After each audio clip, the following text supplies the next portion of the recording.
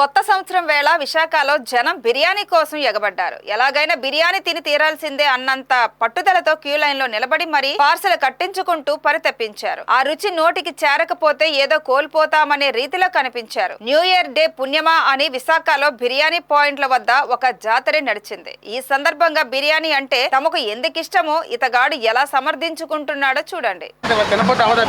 మనకి ఎన్ని ఆహార పదార్థాలు ఉన్నా, ఎన్ని వంటకాలు ఉన్నా బిర్యానీ కంటూ ప్రత్యేక స్థానం ఉన్నది సార్. ఎందుకంటే అందులో వాడే మసాలాలు కానీ, అందులో వాడేటువంటి ఎసెన్స్ కానీ, చాలా టేస్ట్కి వాడేటటువంటి మసాలా దినుసులు హిమాలయ పర్వతాల నుంచి తదితర ఏజెన్సీ ఏరియాల నుంచి కలెక్ట్ చేసి అందులో మిక్స్ చేయడం జరుగుతుంది.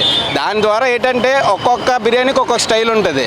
ఆ స్టైల్ తగ్గట్టుగా బిర్యానీలు అందరూ ఇష్టపడతారు కనుక ఇంత క్లౌడ్, అందులోనే ఇంత చౌకైన ధరకి ఏరియాలో బిర్యానీ దొరకడానికి జనాలందరూ ఎగబడడానికి కారణం అంతే సార్. బిర్యానీ తప్ప ఇంకేం తినలేదు. బిర్యానీ అంటే అన్నీ తింటారు సార్.